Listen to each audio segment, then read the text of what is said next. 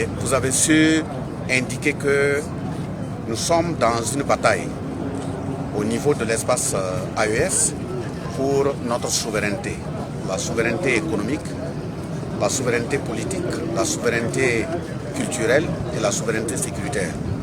Et qui parle de souveraineté parle de population en très bonne santé.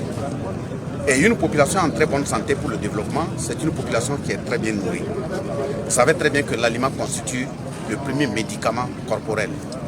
Et si vous avez une bâtisse qui n'arrive pas à résister aux intempéries externes, c'est parce que la fondation n'est pas correcte. L'être humain également, c'est pareil.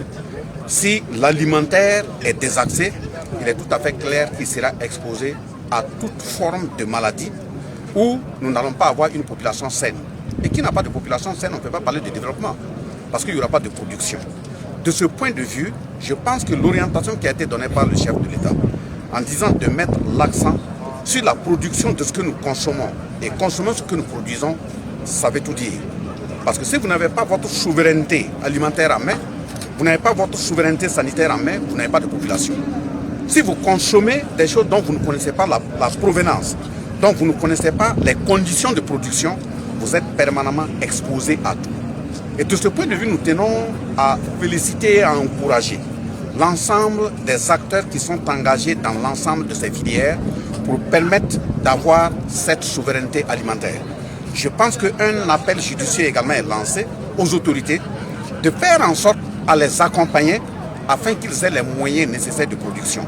Voilà pourquoi j'ai tenu à l'introduction à féliciter le ministre chargé de l'agriculture, des ressources animales et halieutiques, parce que vous constaterez que c'est très difficile pour lui de passer 2 semaines au bureau à Ouagadougou.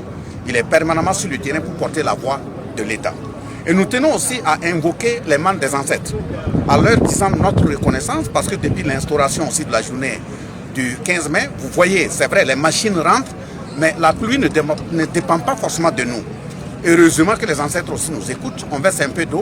Depuis 2 ans, il pleut excessivement et c'est une très bonne chose. En tout cas, il y a une très bonne pluviométrie. Nous invoquons ces membres-là afin qu'elles puissent également nous accompagner pour que les années qui vont suivre là, la même pluviométrie puisse être maintenue. C'est de retenir que la question de la lutte pour notre souveraineté, la lutte contre le terrorisme, même quand dans le discours on dit qu'on ne va pas abandonner même 1 centimètre carré de notre territoire dans les mains de bandits, il faut aussi comprendre que cette insécurité, même si pour le moment nous sommes sur le front du feu, on doit en faire simultanément pour que cette sécurité également existe dans nos plans.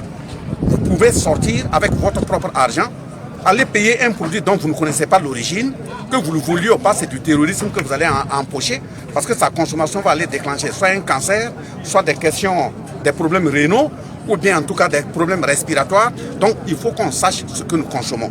C'est un appel aussi que nous lançons à l'ensemble des acteurs qui sont sur les chaînes de transformation et de commercialisation. Vous voyez que quand l'esprit patriotique manque, à un moment donné, on peut viser plus le gros bénéfice sans mettre l'accent sur la qualité et finalement nous serons des acteurs qui vont empoisonner les populations. Voilà pourquoi je lance un appel à leur endroit de faire en sorte à ce que l'engagement du chef de l'État, la parole qu'il a donnée, l'invite qu'il a fait à l'ensemble des Burkinabés de faire consommation locale, il ne faudrait pas que les gens visent forcément le gros bénéfice.